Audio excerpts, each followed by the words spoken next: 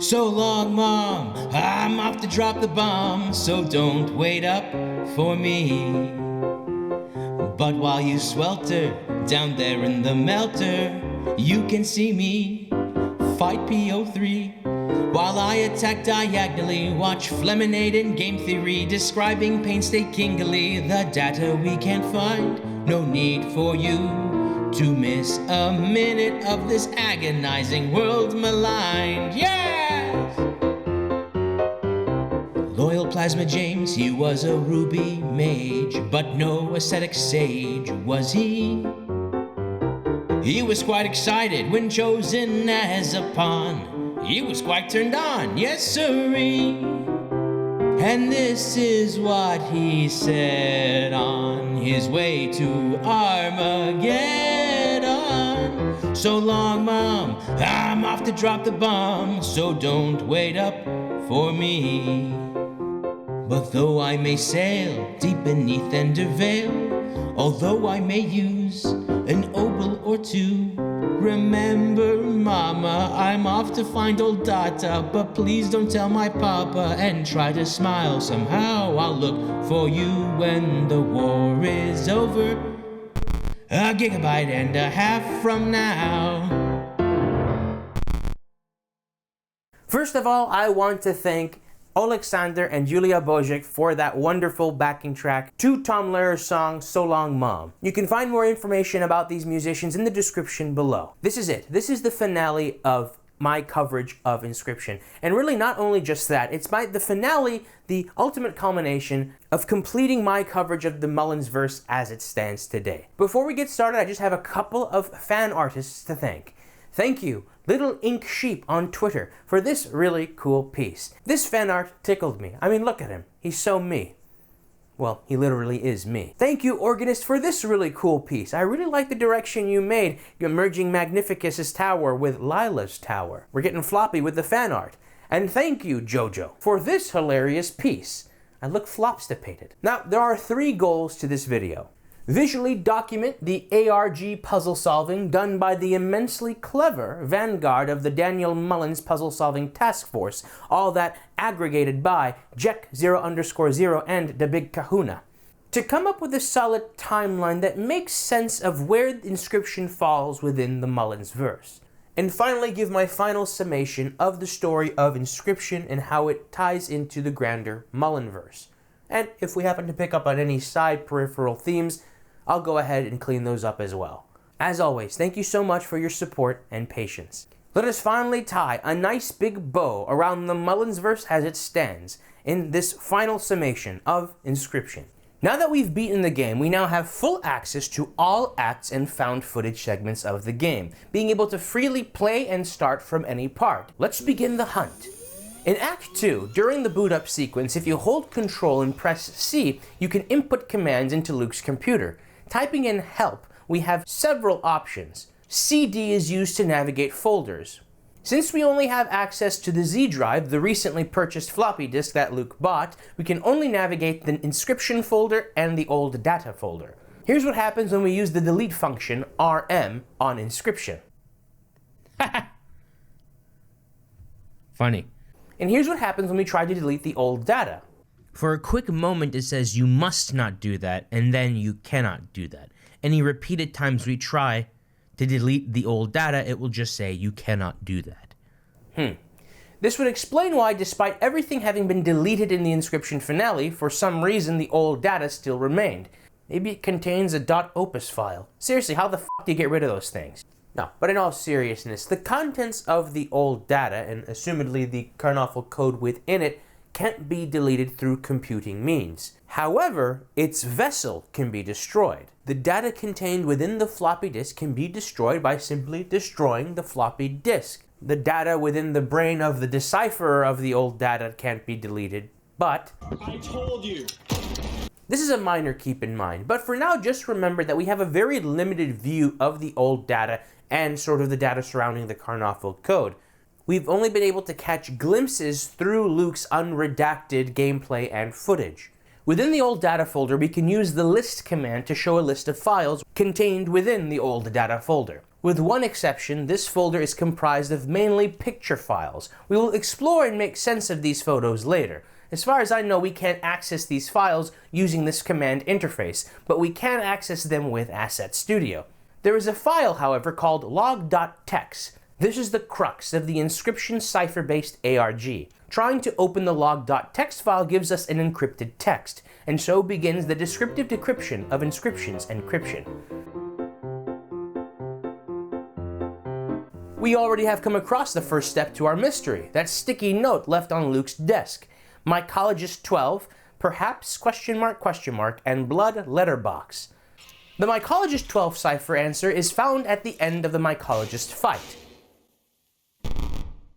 So we only need to place the first 12 characters of this array of numbers. Interestingly, this is the file name of one of the mysterious pictures in the old data folder.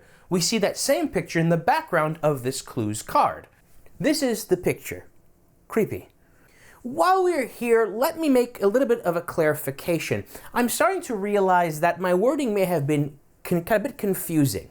The old data is sort of a larger matrix of hidden information. Contained within it the chat logs, pictures, historical documents, and also the information that's needed to deciphering the Karnaffal code. I think I've been doing a good job, but just in case it's a bit late in the game to be making this clarification, we shouldn't use old data and Karnaffal code interchangeably, at least not within our world. It's a bit more interchangeable within the disk of the world of Inscryption. But for our clarification, all of these pictures, the chat logs, that isn't the Karnaffal code. That is the old data. The second cipher, perhaps, question mark, reminds me of a beeper, perhaps. A meme that stems from the initial Pony Island investigation vanguard. In the hex, it's also a sound effect in the control room in the Six Pint Inn.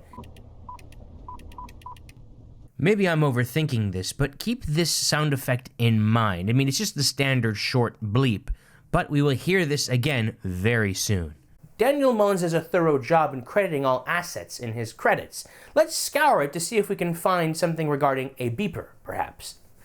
And bingo, we find an asset for beeper, credited to Louis Nathis, an evolution of the name Lunatus. Typically in these credits, there are links to the associated asset, but this beeper one is a dud. However, we can match 2 question marks to the cipher. So our answer is 8339344 question mark. Huh, Louis with that beeper. Okay, here's a quick refresher. In Pony Island, there was this sort of secret audio file that was this creepy demon saying, "His father, pure evil." But it was basically his father, pure evil. And at the time, the Daniel Mullins puzzle-solving task force was in its infancy. And so they thought, well, this sounds kind of reversed and chipped up and chopped up. So they reversed it, and it kind of sounded like a beeper, perhaps. A beeper, perhaps. Now, I'm an outsider looking in way after the fact. From my understanding, this was a dead end. This was not an intended thing. It wasn't supposed to sound like a beeper, perhaps. However, Daniel Mullins added a patch in the game to help steer the people into the right direction. There is a hidden process within the game, just simply called a beeper, with a very odd percentage that would lead you down a sort of rabbit hole. But since then, this beeper motif has repeated. Another example I'll soon bring up is in the control room in the hex. There is a sound effect called beeper. And this will come up. It's quite fascinating. And Lucifer and this beeper have been sort of eternally linked together. Just as Lucifer, Lunatus, and Louis Nathis all are kind of generally representative of this devil figure, this Luciferian figure, maybe we should also see a beeper to be sort of a signifier, a reversal signifier of his father, pure evil. I wonder if phrase reversals come up once again. A beeper, perhaps, his father, pure evil. There's Mirror Rorim. It's this thing written on the sticky note in on Luke's computer. The only other thing I can think of is Lunatus, natus being backwards for Satan. But I'm sure there's some I'm missing. I'll keep my eye open. The final cipher, Blood Letterbox, is a bit of a doozy. Letterbox tells me to play the game in a letterbox resolution, but blood or blood letter isn't really ringing any bells. If I were in the vanguard of solving this puzzle, I would have played Act 1 with the letterbox, since Leshy is all about the blood. But turns out this cipher answer is found in Act 3's Bone Lord cutscene. So props to the investigators who figured this one out. I would have been genuinely stumped here. Yeah, right there. This can't be a coincidence. I mean, the fact that this specific scene is referenced in the same cipher in which a beeper perhaps is referenced, there's a linking here. There's got to be a linking here. Our answer is 8043 exclamation $sign 702D exclamation exclamation $sign 666. This reminds me a lot of the third cipher in the hex. Is this the only possible similarity that cipher 1 could have with the hex cipher? I kind of went down a little bit of a rabbit hole, and I thought that perhaps this chain of numbers 918 blah blah blah could be, hear me out for a second, the word sarsaparilla, but you assign a number to each letter and then jumble the letters up, or jumble the numbers up. And here's a picture of me just going down that rabbit hole. I'm in a coffee shop just etching down. But no, the digits and letters don't match up with sarsaparilla. I even tried separating the at in sarsaparilla and like the sevens and stuff and doing all sorts of different things, but nothing added up. So this is officially debunked. So these are all three partitions of that first cipher's answer. A jumbling of numbers and characters. Is there a possible meaning to this? Some sort of symbology we can extract from this? So this is very interesting, and I don't know, this might just be a huge coincidence. The second partition of cipher 1 references a beeper perhaps. A beeper is a reversal of his father pure evil. And then we've got the Bone Lord on the third partition and the mycologist on the first one. Now there's a linking right here, because right when the Bone Lord gives us that information, or gives Luke that forbidden information, and we even see this cipher answer, that noise, beeper, that beep noise, that's like a bleep noise, that is the beeper noise effect from the hex. So we've got that beeper linking. Now, where does his father, pure evil, come in? This is where the coincidence, the floppiness, but I mean, listen, it's kind of cool. I made a joke about how the mycologist looks like Chevy Chase, but then I clarified that it was Daniel Mullins. But somebody in the comment section corrected me saying that it was actually played by his father. Now, I don't think Mr. Mullins is pure evil, but we have that linking here, right? Well, that's if, by the way, that's if that factoid is actually true. That person in the comments, I've been trolled before. But on the off chance that, that the mycologist, the papa head, the big head was played by the father, that would be an insanely cool linking. His father, beeper.wave, a beeper perhaps, his father pure evil. Nuts. But this is the first cipher's answer. And we kind of see the opening, an opening of a sort of incantation of these motifs that come in the past. In the hex portal was opened by sarsaparilla, by a beeper perhaps, or I think his father pure evil, and then yo mama for some reason. These are more than just memes, they're almost like spells. Things we ought to associate with the profane or unholy in the Mullinsverse. Kind of like how we associate upside down crosses or 3 knocks in horror movies with being profane and evil mockeries. But anyways, that is the first cipher. Let's go ahead and move on. We have our first cipher answer. Going back into the command prompt, we want to cd old data to enter the folder, then decode log.txt. When prompted for a cipher, you can type or paste in with your Control-V function your answer. Since our answer is correct, we have decoded a fragment of the log files. It's all very confusing right now, so there's no point in reading it out just yet. There are 2 things to note for now. These letter and number signifiers help denote the order of these paragraphs. We don't have them all decoded, so let's wait on that. The second thing to note are these jumbled up characters in the decoded log. When pieced together, they spell out another cipher. Now, this one is girthy. Now, these might be 3 segments, 3 partitions to the cipher, but we actually need to follow 5 clues hidden within this cipher. This part would have totally stumped me. SE stands for story event. I'm assuming a signifier for what event is currently in play within the first and third acts of the game. BP true, according to Jack 0_0, is supposed to stand for Bone Lord Puzzle True. as in the Bone Lord's skull must be present in Leshy's cabin. In Act 1, once we've interacted with the Bone Lord event for the first time, lose that run, and confirm that the Bone Lord's skull is in the cabin with us, we must then go into the save file and add the number 167 to the story event list. Now there's always going to be a number here that signifies the number of events in that list, so you must increase its value by 1 to make room for this additional story event. It's weird, I was having trouble making this work until I got absolutely jump scared. I'll play it without the audio, then once again with the audio. Oh, Jesus! Oh, Jesus! But I literally just took it off. Whoa, oh my gosh! Oh, shit. Holy moly. If you see at the top, there's our answer. I am learned too much. Okay, now this is interesting. We aren't getting jumbled up characters and numbers anymore, but a coherent omen of learning too much. Did Luke learn too much?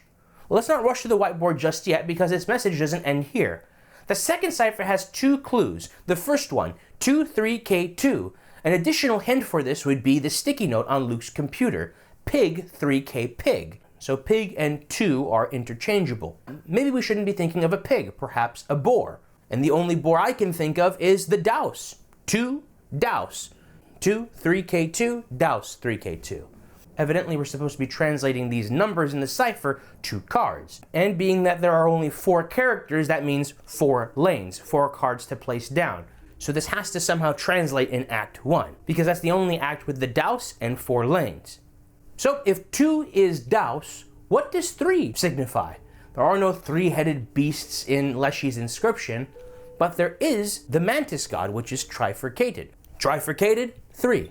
Now, K evidently stands for king. We know this because this hint is found when Luke is researching the Carnoffel game on Wikipedia. The only king in inscription that I can think of is the Rat King. So our answer is Douse, Mantis God, Rat King, Douse. In Act 1, if we play the appropriate cards, their letters change to spell out stop. Aha. S-T-O-P. Stop. I'm of the mind that using the rules of the game of Carnoffel, somehow Luke was able to figure out a bit of this old data or Carnoffel code or data surrounding it. And so we, the viewer, have caught a little glimpse of that data, it being 2K32, or is it 23K2?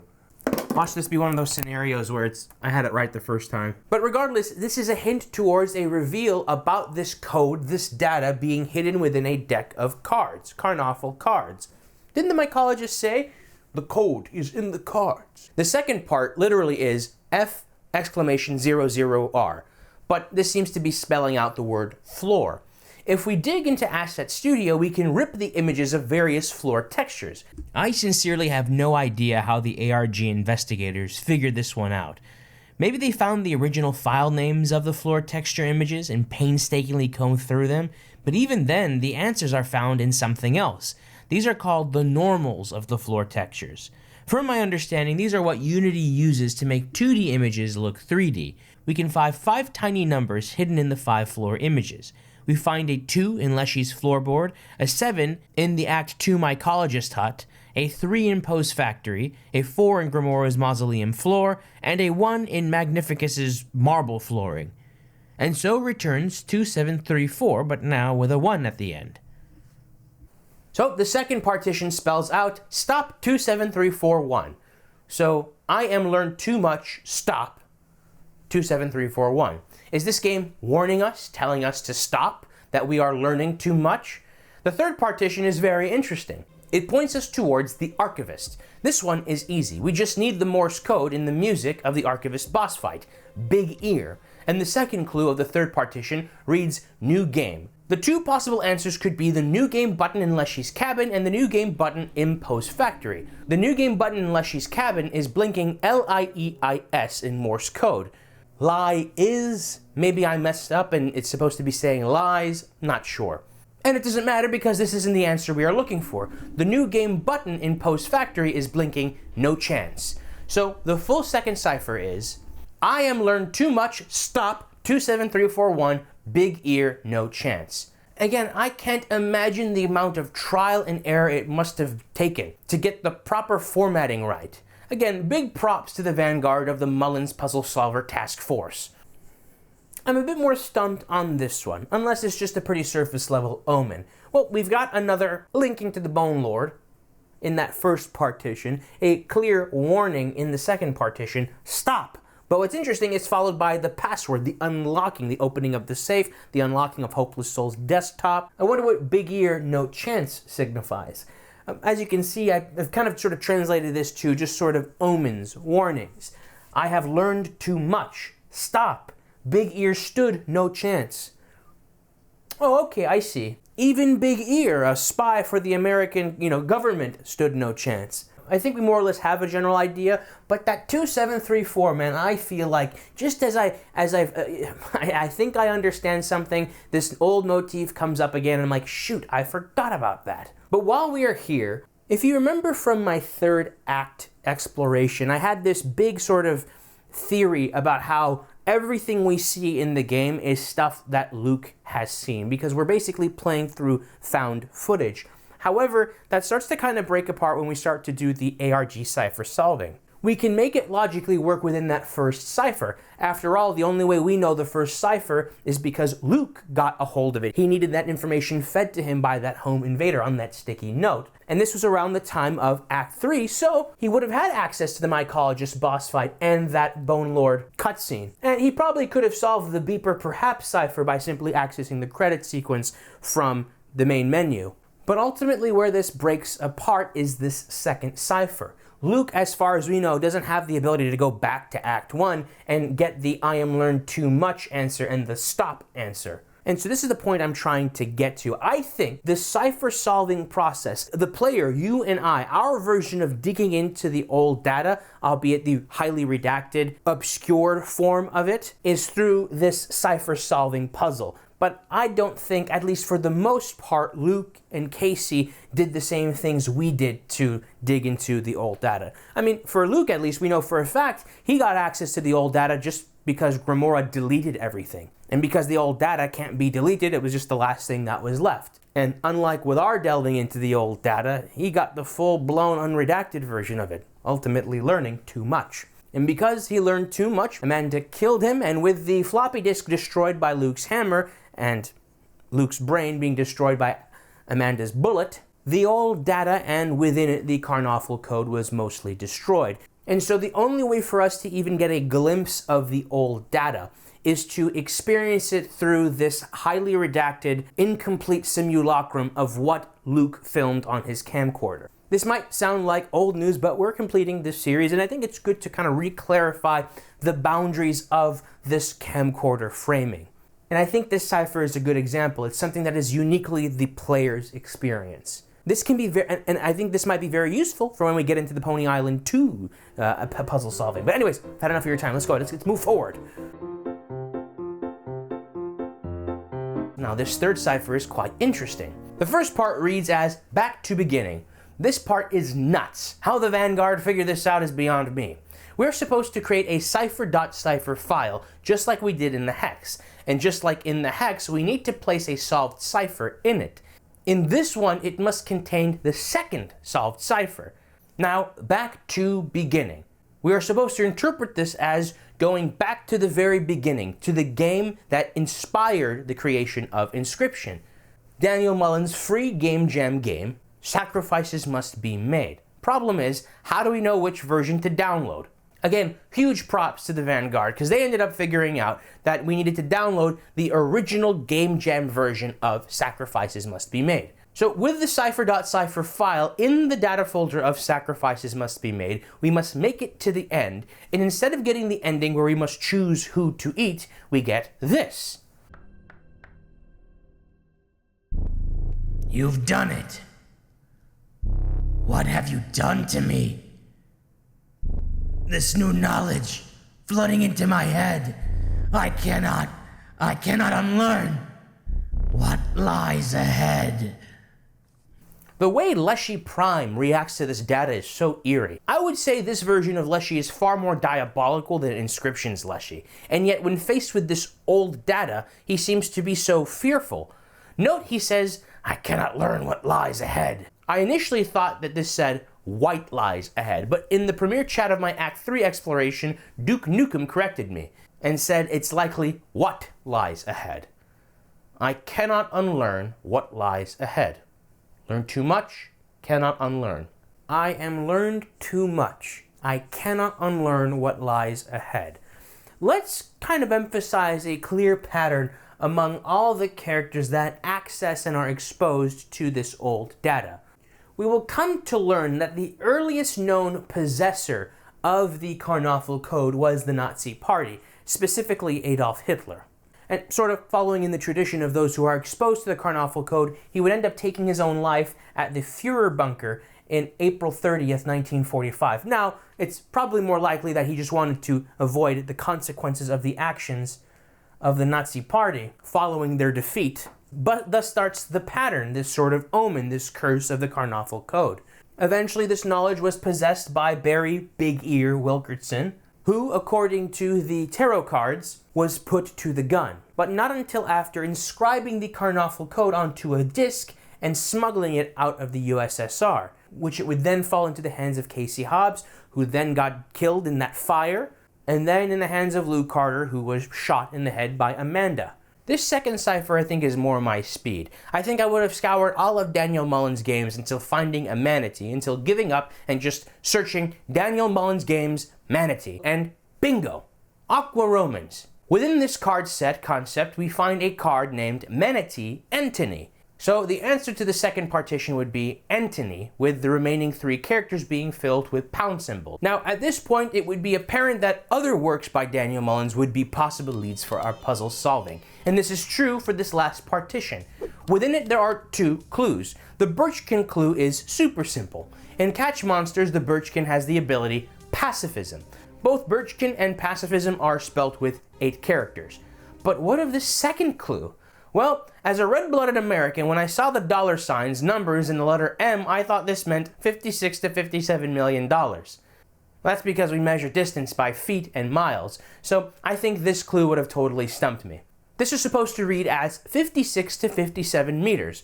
From my recollection, the only time distance ever plays a role in any of the major releases of Daniel Mullins, or their peripheral side games, would be the game Beneath the Surface, a game heavily tied to the Hex's ARG. Canonically within the Mullinsverse, Beneath the Surface was developed by Carla Dosa, the ex-friend of Lionel Snill from the Hex. So we must take to Beneath the Surface, but not before placing that cipher.cipher file into the folder. Now, this is a bit more easier to wrap my head around because in the Hex, we did have to place a solved cipher file in the data folder to unlock the secret ending in Beneath the Surface. So perhaps this partition was solved first, leading to people using the cipher file in Sacrifices Must Be Made. But still, how people knew which solved code to put in the cipher file is beyond me. It's possible with enough trial and error, but admirable regardless. So with the cipher file in the Beneath the Surface data folder, we fish at 56 to 57 meters and fish up a strange disk. This resembles the Inscryption desktop icon.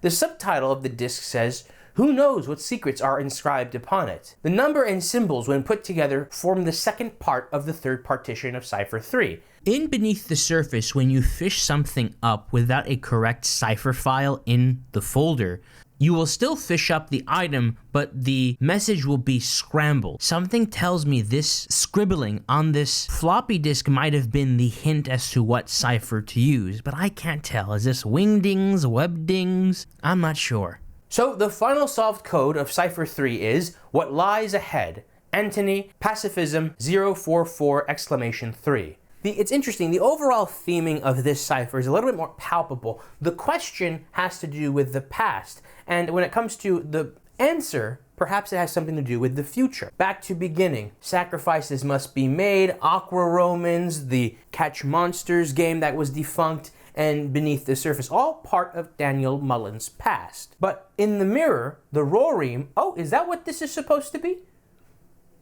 Maybe. Well, anyways, in the mirror we have What Lies Ahead, the future. So is Antony going to be a future character in Pony Island 2? or this concept of pacifism. We will have to wait and see. Emphasis on the wait. I'm a bit Mullinsed out at this moment. Imagine I upload this video and immediately Pony Island 2 drops. That would be, you know what? That would be funny. So we do what we did before. Punch in Cipher 1, save the log, punch in Cipher 2, save again. Then punch in Cipher 3, and then get some more of these chat logs. Still incomplete. Now there is mention of Hitler. This would be the first mention of Adolf Hitler and that deck of cards found in his rotting corpse, specifically placed in a certain order. There's more to glean, but I'd rather make sense of everything once we have everything complete. Within this chat log, however, this unknown character charts out their travels with a smuggled disc, but part of it is corrupted. The default error message points us to a website, the official website of Kaminsky Data Storage. Apparently, you were able to place an order in this website and receive a floppy disk. There are 3 players who are confirmed to have received 1 floppy disk each. Of these 3 floppy disks, each had a different file. One had backup 1, another had backup 2, and the last had backup 3. Here is footage of streamer Uwawa Smite opening backup 2. Go down here a bit. There's our big file. I believe we have our new cipher. Interesting. I'm not, now when my wife and I talked about this, I may not have the entire thing. This may only be part of it. Yeah, it's part 2. Interesting. Very cool. What a cool dude. I'd love to watch more of...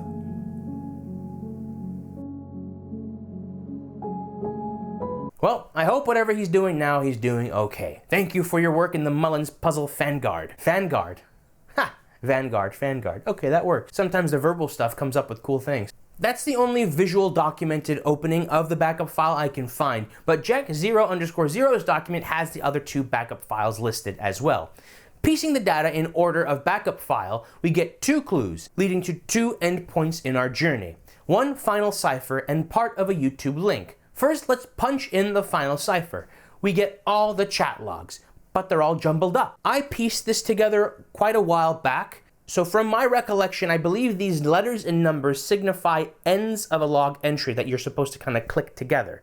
Oh, and by the way, I've been calling them chat logs. These are more journal entries, but they're formatted in a way where authors reply or comment on previous journal entries. This is my diagram making sense of what journal entries are applying to which and at which order. I believe Jack also has the same ordering on their ARG write-up, and I believe we both are kind of in agreement of what order these are in. There are evidently 4 people who have written journal entries. Somebody writing in Russian, somebody writing in Polish, and 2 writing in English. One English writer refers to the other English writer as Barry, and the Polish writer as Kaminsky. The English writer implies that they work for GameFuna's dev team, so I will wager that this is Kaycee. Now, who is this Russian speaker? Jet considers the possibility that this is Louis, and I completely understand that. We have 3 confirmed of the Death Card Quartet. It makes sense that the 4th unknown writer be Louis, but I'm going to remain agnostic for now. Let's go ahead and break down this journal log. The best way to look at this log is as a series of comments on an initial mission log. The first mission log was written by the Russian. Then Barry Wilkinson made comments on those logs, then Kaminsky, then finally Kaycee. They're not actively communicating with each other. It's almost kind of like being in a sort of bathroom stall and replying to what you're seeing on the paneling. First thing to note is that the mission log by the Russian is titled Top Secret, April 30th, 1945. This is the day that Adolf Hitler died, and evidently from what we are about to read, his body was discovered and the Karnoffel code found. Before we go over this log, I need to ask something. What did the Russian use to write out their log? The earliest form of data storage I can find was 1947. That being said, I'm sure there's plenty of computer log methods during the time of World War II that may have been inscribed onto this disk later by perhaps Kaminsky or Barry. Let's first read the Russian's logs. Me and Comrade Maxim took photographs of the corpse and buried it at the drop-off spot at Data Corrupted. For any quality concerns, please contact Kaminsky Data Storage, MFG. We are currently awaiting further instructions in a local tavern, playing a lot of durak, accompanied with a few glasses of vodka. We are full and satisfied, but about our accomplishments, we won't say a word of our work today. It seems to us that we have already come to the end of such a long journey. Interesting thing to note is the Russian operative uses a camera to take a picture of the corpse, inscribing the dead carrier of the code onto a photo. Reminds me of Leshy. Maybe each scribe's form of inscription represents how the data has been carried on from era to era. Perhaps somebody transcribed this data onto paper with a quill, then a painting with a brush, now a photo with a camera, and finally a disk with the CPU. But that would presuppose that this Karnaffal code, or at least its initial data form, predates World War II, wasn't invented or created by the Nazi Party. We just don't have enough data to confirm that. A fun theory though, nonetheless. Now, I'm not sure if the Russian means he buried the body at a second location or the photo at a second location. But regardless, both evidently would hold in some way, shape, or form the data that is the Karnaffal code. There is mention of somebody named Maxim. According to Jack0_0's write-up, this is Kaminsky. I'm not entirely sure where this is coming from, but I'll take their word for now. Also, it's fitting that the last mission log notes the Russian playing Durak, a very popular card game, much like Karnaffal in Germany, and of course doing it over some vodka. I should also point out it's also fitting that this final log by the Russian mentions feeling satisfied after a long journey, and this is fitting because this is the final log that's uncovered with the final cipher code. Now, enough yip-yapping, let's go ahead and play that first chunk of the Russian's log, and then play out all the replies. Me and Comrade Maxim took photographs of the corpse and buried it at the drop-off spot at Data Corrupted. For any quality concerns, please contact Kaminsky Data Storage, MFG. Barry responds, "This is it. The transcribed journal page reveals the very location of Herr Hitler's rotting corpse, and most importantly, the precisely ordered deck of cards in his jacket pocket, the Karnaffal code. I cracked the encryption last night. My situation here in the USSR is delicate, but I believe this intelligence warrants an action that may blow my cover." Interesting. Herr is the German equivalent to Mr. Not sure if I'm supposed to interpret this as a form of respect. If so, that would imply Reginald being some sort of secret Nazi sympathizer, but I would argue that his nickname, having a link to the NSA base in Bad Aibling, if not a coincidence, implies he is an American operative.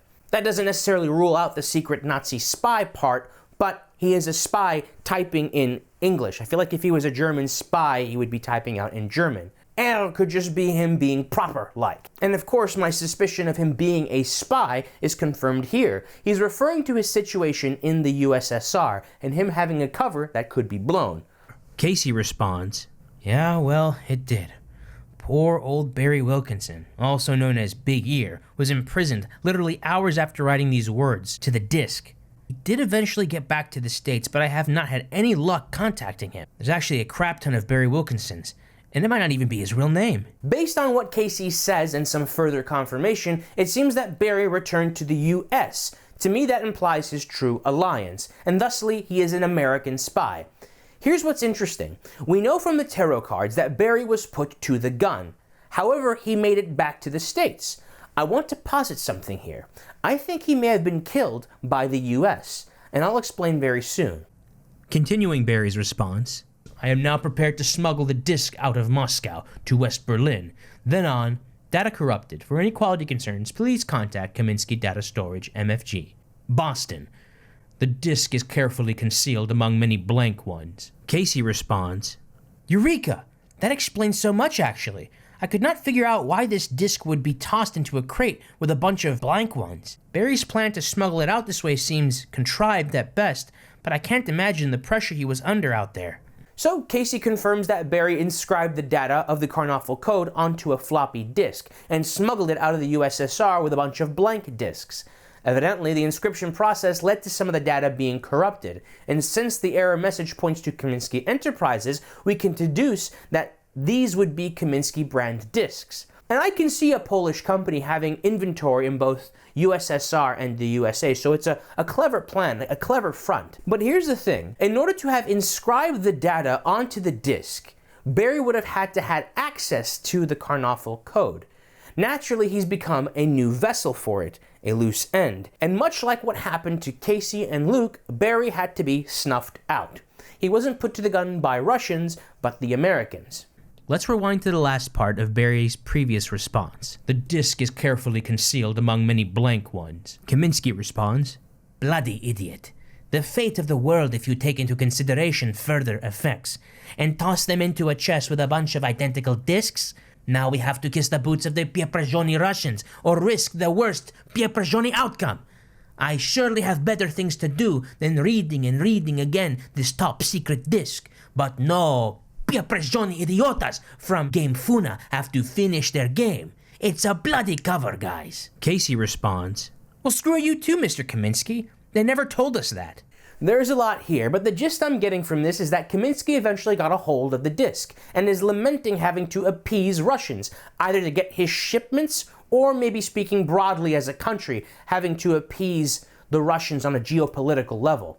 It seems he's holding on to the Karnoffel code disc and just reading it while Game Funa completes a game, evidently Inscryption, which unbeknownst to Kaycee until now was a front this whole time. Interesting. Why does he have to wait for the game to be finished developing? Who is the final recipient of this code? Evidently Game Funa will use the guise of the game to deliver it to somebody covertly, but who? If Kaycee thought Big Ear's plan was contrived, it seems this is even more so.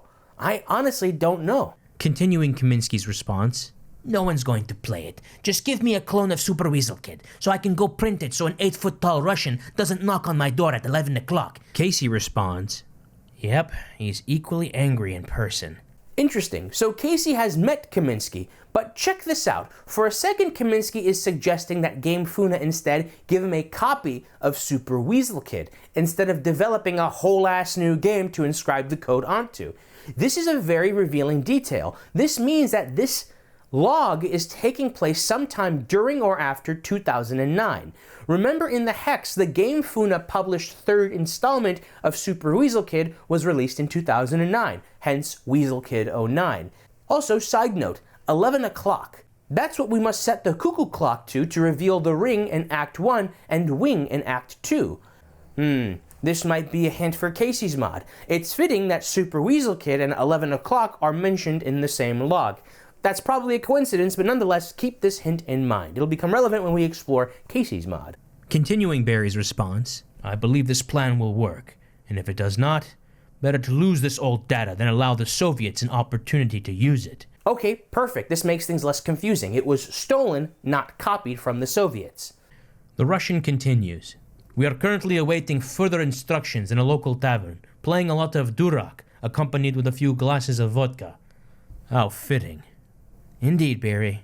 Indeed. Nothing new to glean from here. We've already made this same point both Barry and Kaycee made, the parallel between Durak and Karnoffel. Again, to avoid confusion, I want to remind you, however, that Kaycee is not chatting with Barry, simply reacting to Barry's reaction to the Russians' logs. The Russian continues, "We are full and satisfied, but about our accomplishments, we won't say a word of our work today. It seems to us that we have already come to the end of such a long journey." "I failed to break this encryption. I shouldn't even. But what else can I do to kill the fuck up time?" Something tells me there is a massive detail in this final bit of the log that I am missing. Think. He's trying to crack the inscription, but is failing, and he mentions he shouldn't. Perhaps this tells us that Kaminsky doesn't eventually crack the code, meaning that he's safe. We'll just have to wait and see. Let's not let this gum us up too much. Maybe I'll keep this in mind, and if it becomes relevant, then I'll bring it up later. Let's go ahead and move on. Real quick before we go any further, I want to go over these images that are hidden in the old data folder. These mysterious images can be found in Act 2 and the finale when Luke's computer is flooded with the old data images. First, we have a basic image of a DAOS card. It's labeled Karn-DAOS1593.png. I'm not sure if this naming convention indicates that it's ripped from the internet, or maybe that 1593 may come into play at some point in a future ARG. But this could still possibly represent a photo of one of the cards in Hitler's pocket. This is a picture of the Führer bunker that Adolf Hitler killed himself in. Of course, this is significant because this is where the USSR found the Karnoffel code on his corpse. The unnamed Russian took a picture of the corpse with the Karnoffel cards in its front pocket, I believe that's what this heavily cropped picture is depicting, and buried it at a separate location. This is a picture of that location, and now I realize something. In this video, I follow the theory that the Russians get a hold of the Karnoffel code, or data leading to it, but that's just an assumption. Maybe without realizing it, they buried the corpse with the Karnoffel code cards in the front pocket. Well, regardless of whether or not the USSR knew what was in the pocket, they would still have been the last to touch the body. So we have a picture that leads to a corpse, with the Karnoffel cards in its pocket. So what would these cards, or more precisely the code they contain, be used for? Well, let me show you this image. This is an interesting, creepy picture. I believe it might be the location of whatever the Karnoffel code leads to, whether a stockpile of ordnance or some sort of doomsday device, as Kaycee will soon refer to it. However, it seems the actual source of this photo is an underground bunker. Maybe this is just the precise location that Hitler's corpse was initially found. This is the idea of Barry Reginald Wilkerson, the spy that stole the data leading to the Karnoffel code, or the code itself, from the Russians, or at the very least from the buried corpse.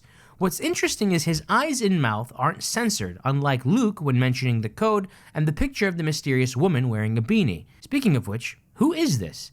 I'm in agreement with Jack's write-up that this is likely Kaycee. She doesn't look like Elle or Amanda. I considered it being the unnamed Russian, but the camera quality is too good.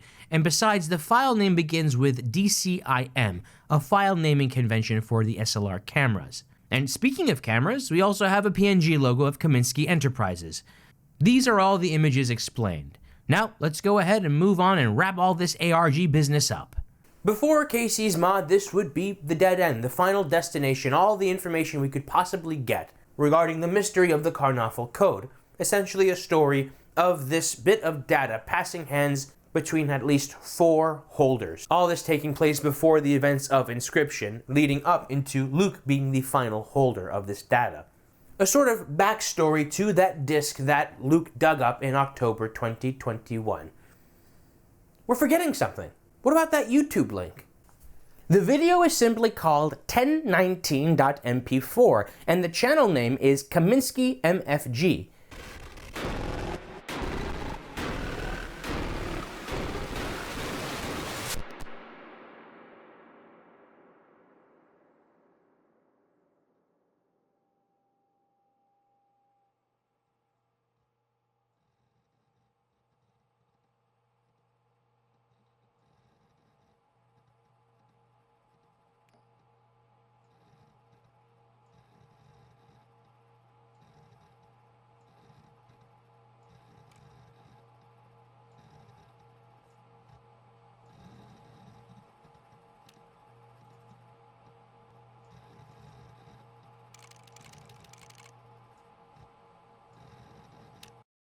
Now this is interesting.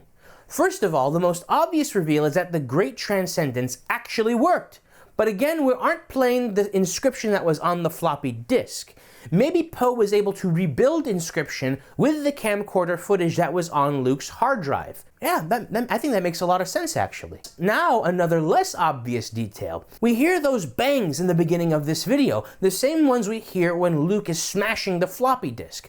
Based on this, as well as the swinging squirrel and messy desk, we can deduce that the Great Transcendence continued and finished sometime after Luke accessed the old data files and went crazy, but before getting killed by Amanda. We've gone over everything. This isn't giving us any new information, just fully clarifying the timeline and the sequence of events. But everything that we really wanted to glean from, I think we got from those first 3 acts. And I want to take this time to really commend the artwork of Daniel Mullins. That's the sign of a good story. And so that's that. It's funny, if you were to rewatch my Act 1 exploration, you would notice that I'm kind of heavily emphasizing and foreshadowing this time loop paradoxical thing that I think is going to happen at the very end. I don't remember what I was thinking. There was something about this hidden video that made me think, oh, it's like a time loop. The end of the game signifies the upload of it. But once you really put the timeline together, it isn't a time loop. It's a pretty concise, linear set of events. And don't worry, we will be going into that timeline. But first, we have to go through Kaycee's mod. There's some little tidbits of information that we still haven't really pieced together just yet. And to be honest with you, I think we already have a very good, clear image. Frankly, a lot of the big reveals, a lot of the cool stuff we went through in this series, we've done so in the second and third act.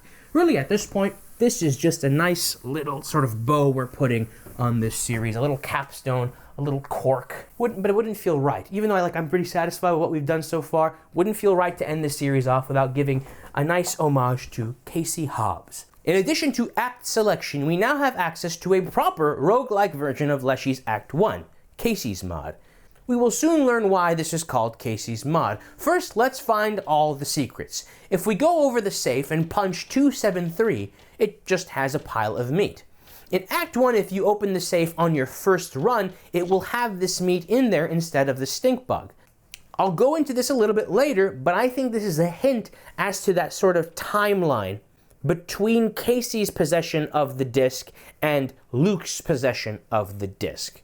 As you can see from the hanging Bone Lord head, as well as all the mycologist mushrooms, the Bone Lord and the mycologist are on by default when we first load into Kaycee's mod. We also have access to this really cool phonograph. This replaces Goopert and that knife. That one stirs up memories. I do like that one. Now, let's go ahead and follow that 11 o'clock lead. In Act 1, we get a ring. In Act 3, we get a card with a wing. And here, we get a card with 116 written on it. 11 to signify 11 o'clock, and 6 to signify, well, you'll see. We unlock this safe, but this time with 116, and we get... Check this out. A peculiar hexagon. Hex. The 6 signifies the hex. Makes sense that Kaminsky mentions Super Weasel Kid and 11 o'clock in the same log entry, but maybe that's just a coincidence. This disc simply allows more music we can go through on the phonograph. So you got the 6-pint in theme. This might be another 6-pint theme, maybe in like the basement. It sounds a lot different here. It sounds a lot different. But this is the... Yeah, I'm jamming. A Super Weasel Kid's theme song, and he's Super Weasel Kid. Super Weasel Kid, he... This is like some Hannah Diamond type shit. You know what I'm talking about? You know what I'm talking about. That kind of shit. You be twirling your hair, kicking up your feet on the bed. He texted back! We also have new and unique painting rewards. Check these out. Before showcasing Magnificus's boons, I want to show you this really cool thing that Kaycee patched over. She basically nerfed the infinitely triggering fecundity. Kaycee, did you tampered with one of my sigils. You thought it too powerful, no doubt, but please, no more of that. Cool. I know you've seen such utensils before. Perhaps you would like to use them? Now that... Aha! Wheezing wizard friend is locked away. Bingo. Pestilence. He's sick. I've received many brilliant comments in my third act video regarding the apocalyptic theming I kind of got married to in Inscryption, and people pointed out there are 4 scribes and 4 horsemen of the apocalypse. Now, the biblical horsemen don't have that same depiction and labels that we have the horsemen in pop culture, but still the pop culture sort of take on these horsemen are still very much something we can glean from. It's the same reason why nowhere in the Bible does it say an upside down cross is a mark of unholiness, but in all these different horror medias, an upside down cross is something profane. Artists, authors, and all-around creatives love working with the horsemen as representing famine, war, death, and there's always this wild card 4th one, either representing pestilence, conquest, glory. Now, death parallels Grimoire for obvious reasons, both having to do with death. You've got Poe, which is all about gun bots, drone bots, Their very temple is modeled after an oil rig. When I think of an oil rig, I consider it a sort of strategic resource. And of course with Leshy, all about hunger, predation, starving survivors at the campfire and whatnot.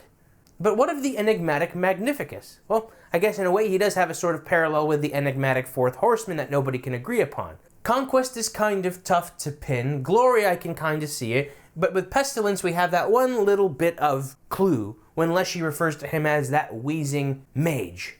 Even Magnificus's voice font is like a, like a voice that's like just been like ravaged by some sort of respiratory disease. Now, that's floppy, but I still wanted to mention that and give you great commenters credit for your floppiness. Now that our wheezing wizard friend is locked away, take it now. I'll also offer it from time to time. Mag's paint does something similar to what his paintbrush does in Act 2. It removes the sigils of your enemies. This is definitely useful, especially I imagine in the bear boss fight run. Alrighty, this just came across my desk. Kingfisher Moosebuck. That's disgusting. By the way, I just cleaned this desk. Magnificus's pocket watch is very interesting. It further solidifies Mag's personal linking to the cyclical symbology. But what's interesting is it works a lot like Poe's boss mechanic in Act 2. This one seems situational, but I'm sure it has its uses. And finally, the Magpie lens. Interesting. Magnificus, Magpie. I would also argue that this has, Magpie with the magnifying glass. Yeah, okay, so this has to have some sort of tying, some sort of theming with perhaps the magnifying glass, the magpie's lens, and the magnifying lens. Yeah, okay, enough. Monocle, I don't know why I keep calling it, anyways. Using these new balanced tools and some new cards, we will have to beat Kaycee's mod repeatedly with increasing levels of challenges as we finish runs. Each time we beat a run with enough challenge points, we get new cards, new challenges, and, more importantly in this video, devlogs from our dear Kaycee. Before we crack these open, I want to thank a long-time fan for reaching out and doing some voice work. This was a long time ago. This is while I was still working on the Hex, if I'm not mistaken. And now I'm proud to showcase the voiceover talent of a long-time fan. You can find them on Tumblr as TTOK11. There's that 11 o'clock. I'm just kidding. Well, yeah, TikTok, like a clock. Hold on, was this intentional? I'm getting floppy with the Tumblr usernames. This is entry 1. Okay, I need to write this down now so I don't go to sleep and tell myself I dreamt it. I'm working late and testing the latest build, and out of nowhere, the angler starts freaking out. Like, he pulled something up out of the river with his hook, and then he gets up and walks. There is no walk animation for this character. What the fuck? He walked right into the cabin. I followed him in and couldn't find him. Leshy had some new dialogue lines that I cannot find in the dialogue file. He said something about old data and how the angler served him well or something. I'm so tired, I'm already wondering if I made this up. So this is what led to Leshy's power grab. It will be revealed that Kaycee is a developer and tester for game Funa, and seems to have accidentally inscribed Inscryption onto the Karnoffel disk, or at least is just playtesting it. This was the crux when it came to the challenge of putting this timeline together, and I think some of you who are involved know exactly what I'm about to mention. The fact that the floppy disks were used to develop Inscryption. This should mean that Inscryption was developed sometime before the 90s, because it was in the 90s the CD-ROM replaced the floppy disk. But wait, just wait. It's gonna get very confusing, but I assure you we're going to cope it into making sense. This is entry 2. So I woke up and damn near lost my mind. I tried to recreate that bug with the angler over and over, and nothing weird was happening. Then I realized I was testing on a different disk. So I popped in the same disk as last night, and holy shit, Leshy went 3D. What does that mean? I barely even know. Maybe I am crazy. The entire game is different. Leshy took over and is 3D. I don't know anyone who would listen to me about this. Maybe we're just extra floppy sleuths, or I jumped the gun one too many times, but this tells us what we already know. The Act 2 version of Inscryption is the default state of the game, but when the old data is dredged up by one of the scribes, they can use it to wipe the game and design it in their own image. Let's not take this tidbit of information for granted. This tells us that the disc is unique in that its NPCs have free wills and desires. On the rest of the Inscryption discs, it's just...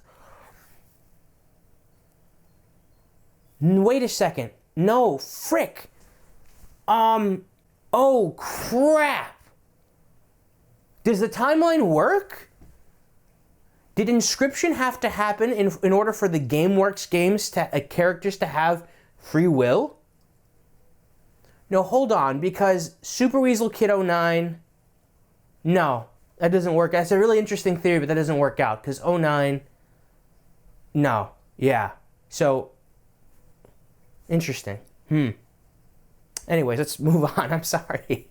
So here's what I thought I stumbled upon. Kaycee implies that what's unique about this copy of Inscryption, unlike the other ones, is that the NPCs are sentient. They are exercising free will, doing things outside of their dialogue and behavioral parameters. But this shouldn't necessarily be the case. From what we've seen in the Hex, the NPCs in the GameWorks are very sentient. Even Lionel Snell himself says, when I was playing the fighting games, it seems like the characters I was fighting, punching, they felt like they were actually feeling pain. And so what I thought I stumbled upon was an implication that the Karnoffel code, the old data, somehow gave the GameWorks the ability to create sentient characters. That Inscryption itself is sort of the backstory to the GameWorks proprietary sentient NPC generator. But the problem is, and I don't have enough room on this timeline and really time in general energy to get into this, but I don't think that lines up. I think there are already at this point, not I think, it's actually confirmed, we're going to go into it. It's around this point that Super Weasel Kid 09 was developed and released. So GameFuna, Lionel Snell, and the GameWorks developer suite were already out and about, as well as the sentient Weasel Kid. Maybe there's something there. Maybe there's enough blurriness between this point in the story and GameFuna's obtaining of the old data, the Karnoffel code, because it just makes so much sense. It would be so cool for this entire story, not entire story, but a big facet of this mystery to give the backstory of how the GameWorks became the GameWorks. I just don't know. I don't know if it's blurry enough for us to kind of wiggle around and cope it into existence. But, you know, hey, if Daniel Mullins, if Inscryption 2 ever comes out and you're thinking like, well, that's a good idea, I should make that canon. We'll just pretend that that's the case, that this was intentional from the beginning. It's a cool idea. It's just a cool idea. Anyways, let's move on. Well, regardless, on the rest of the untainted Inscryption discs, it's just the Act 2 version of the game. You pick a scribe as your first desired intention to replace, defeat all 4, and before the final fight, you can change your mind if you want to replace another scribe to take their place. Remember, Poe says normally you'd fight a souped up version of their boss fight. Bro, what the hell? That sounds fun as shit! Frechen Karnoffel code. This is entry 3. I've been playing this new Inscryption now for a few days. Work has been unproductive. I emailed some of the other devs, kind of probing to see if they know anything about this without appearing crazy. No dice. The strange thing? The game is fun. Like, it's actually a good game. But stranger still? Leshy. He talks to the challenger almost as if he's talking to me.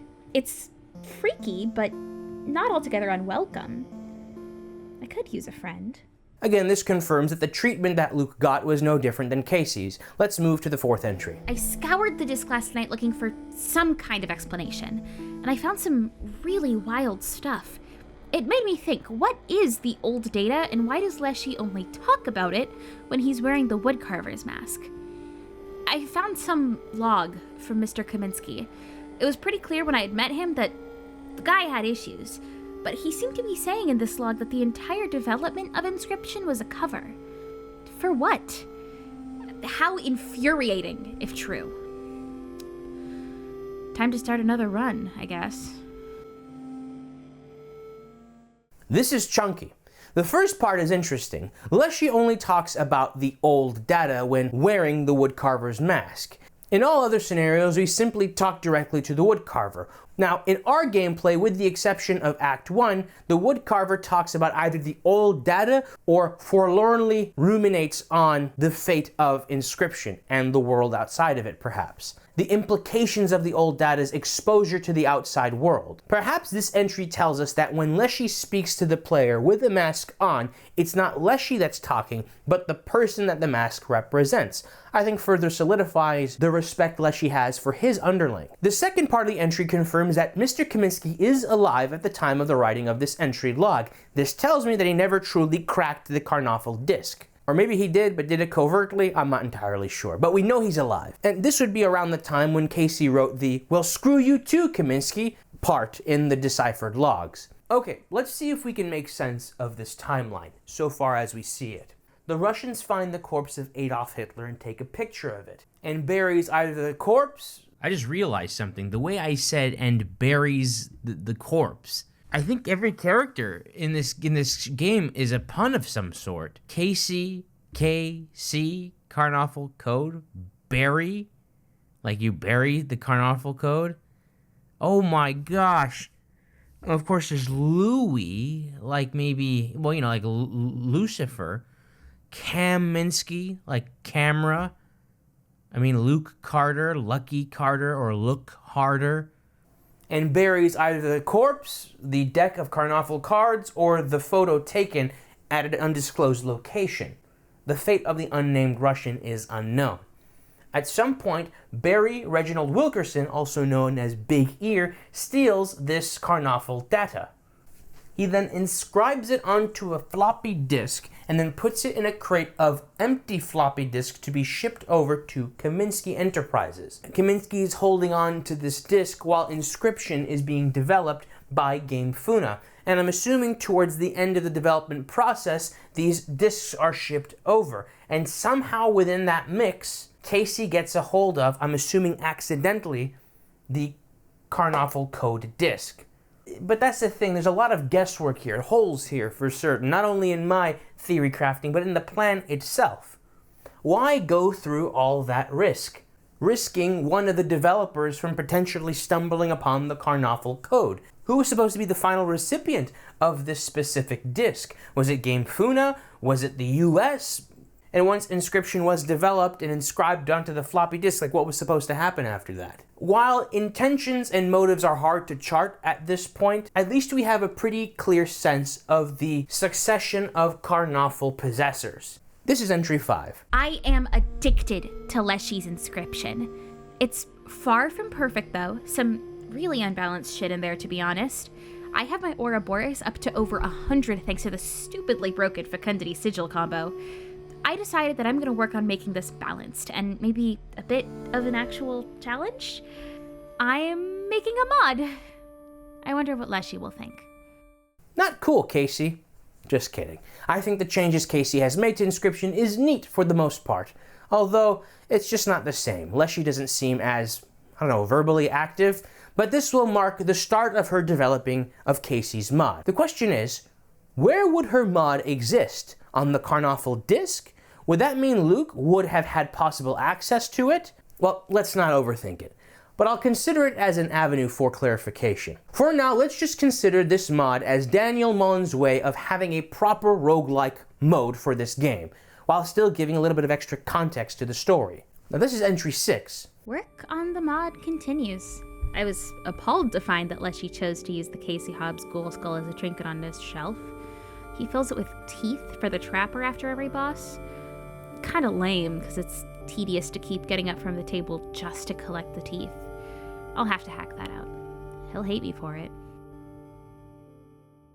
Okay, this confirms a few peripheral things. Most importantly, Kaycee the Ghoul in Act 2 was named Kaycee, even while Kaycee Hobbs, the dev, was alive. And she was very aware of this. I think this confirms the names of the ghouls, or at least Kaycee the Ghoul, is one of those shout out to the designer type Easter eggs we commonly see in video games.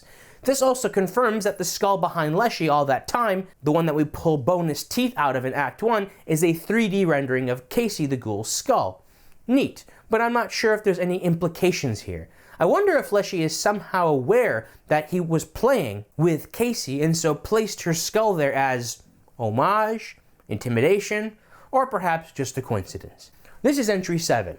Some nights I mod, some nights I dig. I dig deeper into this log file and find things sometimes I wish I hadn't. This isn't just some disc Kaminsky used to vent his workplace frustrations. This is like some real shit. Every once in a while, I get some context from the woodcarver, and it's chilling. This could all be bunk, or there could be a doomsday machine under Berlin, armed by a code hidden on a pack of cards. In other news, I just finished implementing the Boss Totems challenge. I see. So just like with Luke, Kaycee went down her own rabbit hole, finding things she wished she hadn't. So maybe this corroborates the time we see Luke freak out when witnessing the old data. But aside from that, here is also confirmation of the nature of the Karnoffel code, a doomsday machine under Berlin armed with a code written on a pack of cards. Okay, that's not as explicit of a reveal as I remembered. A doomsday device underneath Berlin is pretty nondescript, at least compared to my nuclear bomb realization, and tying it in with that 2-into-1 theming with the mycologist. So, I still floppycock cracked the code. No, in all seriousness, even if the whole 2-into-1 fusion bomb possible mycologist linking is unimpressive, it's still very cool that we also have this other side to the theming. The Karnoffel cards themselves, the Karnoffel code, based off of the game of Karnoffel. A Karnoffeln is a cudgel, a blunt instrument, a hammer, if you will, that trumps all hands, trumps all cards. It's a sort of weapon that can defeat the king, the pope, and even the devil himself. So even if this doomsday device is not nuclear, not fusion, fission, bitchin', it still gives its bearer, the bearer of the Karnoffel code, that Karnarfeln, potentially world-ending trump card. And again, we take this for granted, but it's freaking brilliant how it has the same effect even within the digital world. Whoever bears the old data has this powerful card, a trump card if you will, and can take over the whole game, create their own hegemony. And theory crafting aside though, this is pretty uneasy to think about. This code, this card, this bit of data could potentially end the world. And there's so much uncertainty to this. If we destroy these cards, destroy this code, then is this doomsday device effectively useless? Or will entropy kick in at some point and the doomsday device will just degrade and explode on its own? Maybe this code is needed to disarm this doomsday device. Maybe if we find this doomsday device, we could refurbish it, make something good out of it. I don't know, what do you think, Woodcarver? Let's press on. This is entry 8. I could barely leave the apartment, save for the odd dinner out with Mom, but last night was an exception. I went to Comics Land to play a Secrets of Legendaria draft. Is it weird that I brought the disc with me? I felt uncomfortable being apart from it. I ended up ripping a foil sweaty dragon, but lost the first match to this weird dude who wanted to record it for his YouTube channel. Like, he actually brought a camcorder on a shaky-looking tripod to the shop. How is that allowed? Hold on, she met Luke? What? What the hell? The sweaty dragon card, that's Secrets of Legendaria. Luke Carter having his YouTube channel arc in the 2010s. Kaycee developing Inscryption on a floppy disk. Something went obsolete in the 90s, and yet somehow their paths cross to play a game, an impromptu, like a circumstantial game in a card store. Luke Carter's even got his camcorder. He started his YouTube arc. We can't cope this into being like, oh, well, maybe he played the game with her when he was like 12 or something. No!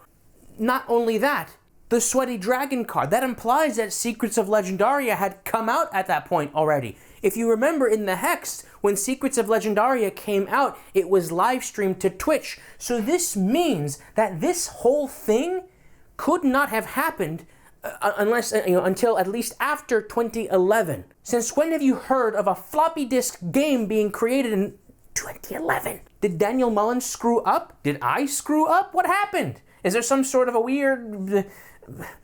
Hold on. We can cope this into making sense. one thing at a time. Maybe Secrets of Legendaria released a card set before it was released and live streamed on Twitch. But that's the thing. Kaminsky mentions Super Weasel Kid 09. There's that hard 09, 2009. And the thing is, too, when Luke calls Kaycee's mother, she says she died a while ago. So this had to happen a while ago. So if the 2010s, like at earliest 2010s, was more than a while ago being that estimated time that she died in the fire, then when does the events of the game Inscryption we play take place? There's only one way to make this all make sense. This all took place within ballpark the 2010s. And even though it would have been so nice, so clarifying if Kaycee just at one point in her entry said, I have no idea why we're even making these games and putting them on floppy disks of all things. Something like that. But I think even though she doesn't mention anything like that, there's enough of a hint here. So this all took place in the 2010s, before a while ago. And then a while ago takes place and Kaycee dies in that fire. The events of Inscryption, the one that we play on the game that we get on Steam, took place following up to the game's release. So the month of October 2021. That would make the Kaycee dying a while ago thing make sense. And now the floppy disk. Why does DaBigKahuna use a floppy disk to develop a game in the 2010s? We haven't come across this information yet, but we will come to find out that DaBigKahuna never planned on releasing this game. Actually, no, we already have that information. When Kaminsky says, "It's a front, you bloody idiots." I mean, for crying out loud, DaBigKahuna is like a major game corporation. And Inscryption, the Inscryption that they planned on releasing was Act 2 Inscryption, that really, not crappy, but hyper simplistic 2D short card video game. Certainly not an intended flagship release for a company like DaBigKahuna. Perhaps there's also a practical reason as to why they chose to use floppy disks to develop Inscryption. Maybe they didn't want to transfer to another medium. If you notice, when we're going through the the chat logs and whatnot, there is corrupted data. Perhaps in between, when we're going from the cards to the photo, to the disk, if we were to go to a CD-ROM perhaps, or a USB drive, even more data would get corrupted. So they preserved it in its floppy disk form. And because it's a floppy disk, nobody owns floppy disk drives. Actually, there's an emphasis on that in the beginning of the game. Who owns floppy disk drives? Who sells them? So there's even less of a chance, it's even more likely that this just kind of flies underneath the radar. Okay, yeah, that's not even a cope. That's like legit just, implicit storytelling. We're just overthinking this. But isn't it hilarious? I mean, I'm not the only one. I've looked online. I caved and I looked online. I try not to do that a lot, but I caved. And multiple people have been like, what? What? Why are they doing the floppy disk? But I think my explanation, helps cope all of this into making sense. I'm very satisfied with that. I hope you are too.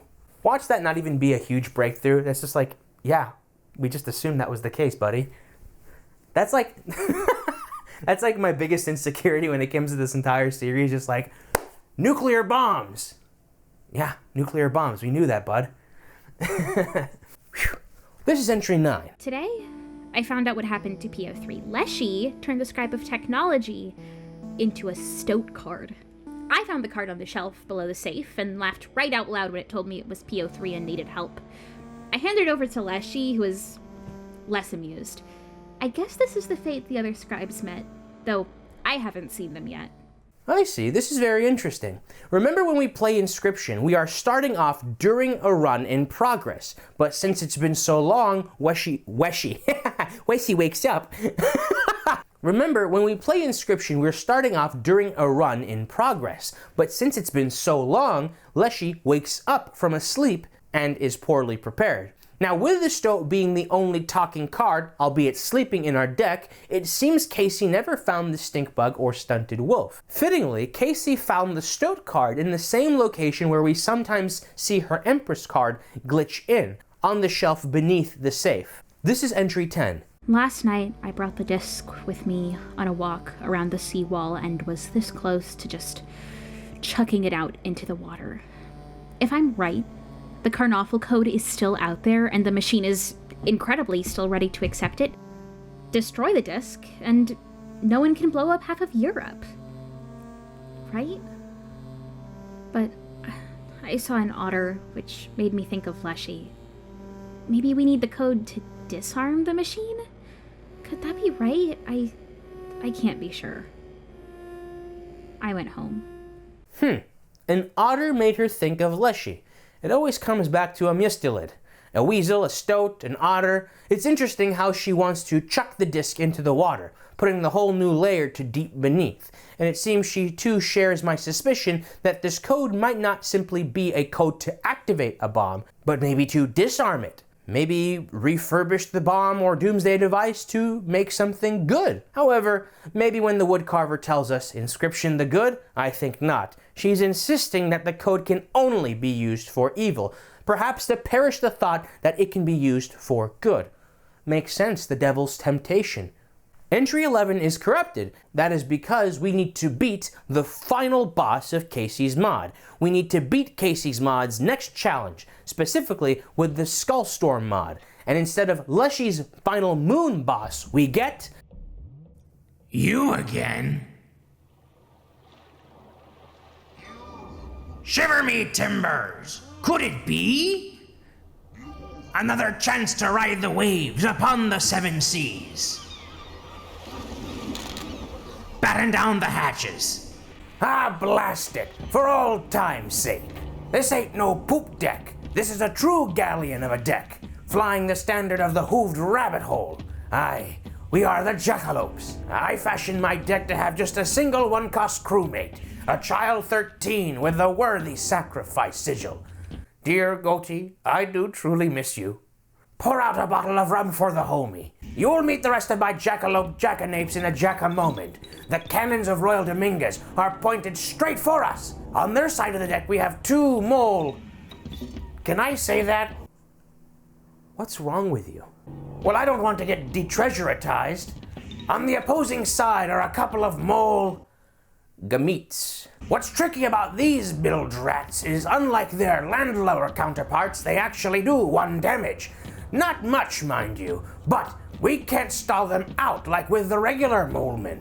I make a miscalculation, not realizing that the mole seamen have mighty leap. I panic and place my red heart down. Please don't stare at him. I know he's all fucked up, but it's what's on the inside that counts. We dispatch a moleman and our child 13 is safe for now. But look! Targets form on both Royals and my side of the deck. Crewmate Moosebuck is in danger. I play my upgraded Long Elk. We dispatch the last sea moleman and lose the child, as well as the Moosebuck. Rest in peace, crewmates. Pour out a bottle of rum for the homie. I'm in a screwy situation. I take advantage of the unkillable sigil on my red heart, sacrificing it to play a powerful Moosebuck. Red heart, bud? Oh yeah, for sure. The red heart's got me all sorts of fucked up. Apologies for me first mate, he thinks he's Canadian. But we beat the first phase of Royal's boss fight and board their ship, taking on some vermin as new crewmates. Yarg?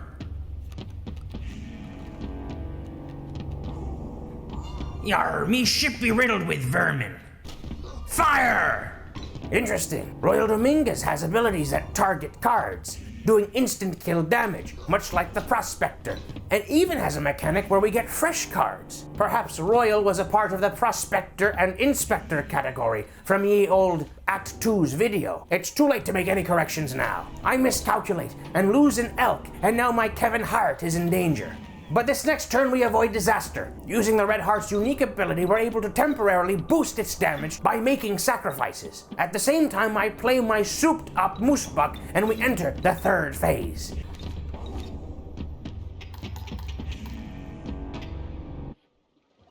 Squeeze me lemons. You're good, but I've got your final trick. Where'd that scallywag go? You cowardly rat, get back here. I'm not through with ye. Wait. Hark, she's coming straight for us. Careful, that's enough. Oh, thank you, Leshy. Aside from this sea shanty being a banger and a half, this is both a mechanical and all-around thematic upgrade to the brooding moon boss. The limoncello has all the same Kaycee's mod traits of the moon, but also with a whopping 80 health. I think we gotta cut our losses first, mate Floppycock, unless you've got something up your sleeve. Haha, we have an infinite loop. Infinite loop, we have an infinite loop. A choice move. Because my red heart was enchanted with unkillable, the rabbit that it spawns, because of the totem, also has unkillable. Combining this with our Ouroboros in our deck, we have an infinite loop. I continue me overgoing and downgoing until I become an uber pirate and nearly wipe the deck with royal. Let's go! Ouch, ouch. And look, it seems that their crew is having a mutiny. If we had taken long enough on this phase, we could have exhausted all the skeletons on the limoncello. But we are sick-witted scurvy dogs. I can scarce believe it. What have ye done? Avast ye! Farewell. Not much to glean here from this boss fight, but I do think it's funny that this pirate died of scurvy and yet has a ship named Limoncello. Anyways, thank you for coming to me TED Talk. And this is entry 11. No one will ever play this mod, and the way things are looking, they might never even play this game, but I'm gonna indulge in a fantasy. Thousands of players play it and love it. They each find different reasons to love it and even love its imperfections. They make music and art about it that makes me see my own work in a different way. But even a simple comment can have this effect. It makes me feel like all of my work mattered, and then some. I am overflowing with gratitude. Well, time to finish up this Squirrelfish challenge. Maybe I'll hit up Comics Land later. Our two main protagonists, two sides of the same coin of gaming. Kaycee the developer, Luke the gamer. And I think this is a sweet entry log. The only thing I can possibly glean is the notion that nobody will likely play the game. Is GameFuna preemptively pulling the plug? Was the use of Inscryption as a front fully exhausted? Has it become apparent that Inscryption was never intended to have a wide release? If so, this actually thoroughly explains that floppy disk issue. If GameFuna had no intention of releasing the game to the masses, then the floppy disk storage wouldn't matter. Thank God. And finally, entry 12. Call from Mr. Kaminsky at 9:45 p.m. What the hell is wrong with this guy? He wants all the sample discs back at the factory now. What does he know? Not tick mass, he kept saying. I'm done with all of this, but I can't bring myself to destroy this disc. I'm sorry. I've got a little wooden box, and I'm gonna bury it with the disc inside. I'm writing the chords down, and who knows, maybe I'll burn them later. Leshy will thank me. The world may not. Goodbye for now. So this confirms that it was Kaycee that buried the floppy disk in the forest. Do you notice something here? Coordinates on a deck of cards that lead to an underground cache. Within it, information that leads to a deck of cards that lead to an underground cache that could end the world. As Goobert would say, paradoxical. That's mind-blowing. It's very, very neat. So yes, this confirms that Kaycee was the one that buried that disc that Luke eventually got, but that could have already been gleaned from the fact that Luke learns that the cards he purchased once belonged to Kaycee. So many reflections, so many mirror-reams that exist in this story. Luke having lost Elle, Kaycee's mom having lost Kaycee, coordinates being written on a skeleton card, a corpse card, if you will, hidden in a deck of cards that lead to a cache, within it, data that leads to a corpse that has cards that leads to a doomsday device. Beautiful mirroring. The world outside versus the world inside the Inscryption disc. You know, what was it? That Suspiria quote? The world out there, the world in here. And we have that mirroring, the corpse, that skeleton card, and of course, the corpse of Adolf Hitler. And so that mirror modeling is how we can fill in a lot of the blanks. Even if Kaycee didn't mention the doomsday device, even if it went completely over our head about the whole mycologist 2-into-1 fusion bomb thingy, just from that sheer kind of lead of the mirror, the reflection, the effect of the old data on the world inside the disk, we can then theorize that reflection happening outside the disk. And that's what's very interesting, the nuance. On my script, I said, because this Karnaffal code, or I should say old data, leads to the annihilation of the realm of inscription, this tells us that there cannot be any inscription the good. But that's erroneous. Leshy used the old data to create the big fan favorite roguelike that came from this game. Poe used it to create his own game. So in a twisted way, we actually don't know if this old data, this Karnaffal code, is pure evil. But that could be temptation, the devil talking through me. I think the safest thing is to follow the lead of the woodcarver. Inscription the good? I think not. And even though Luke didn't heed the warning of the woodcarver initially, ultimately leading to his demise, he did the heroic thing and destroyed the Karnaffal code before his death. That's not the only important thing we can glean from this. Natychmas is supposed to be Polish for immediately. Kaminsky suddenly demanded a recall on all the discs, perhaps as part of GameFuna's plan to cancel the release of the game, or perhaps Kaminsky had discovered something that made him realize the dire consequences of this Karnaffal code, and he himself overstepped GameFuna and demanded the recall. Two floppy possibilities, flopsibilities, but ultimately irrelevant. This is the end of the entries. We already know that eventually Kaycee was killed in a fire at work. The only casualty that died from that fire, but afterwards due to fire-related consequences. And so that's that. All that's left is our final timeline and my final summation of the Inscription series. Oh boy, this was a long time coming. This is the pre-inscription timeline. I was going to do a separate whiteboard for the events during inscription, but the whole purpose of the whiteboard is a visual aid. We don't need a visual aid when literally we have camcorder found footage. That will be its own kind of edited video segment. But now I present to you, starting from the beginning of time to the death of Kaycee Hobbs, the inscription sort of Mullinsverse timeline.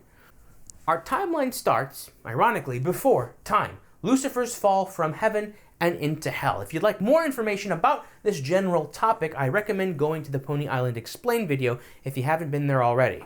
Fast forward to the 7th Crusade, 1252. A Templar by the name of Theodore dies in battle. His killer, Abu al-Kindi.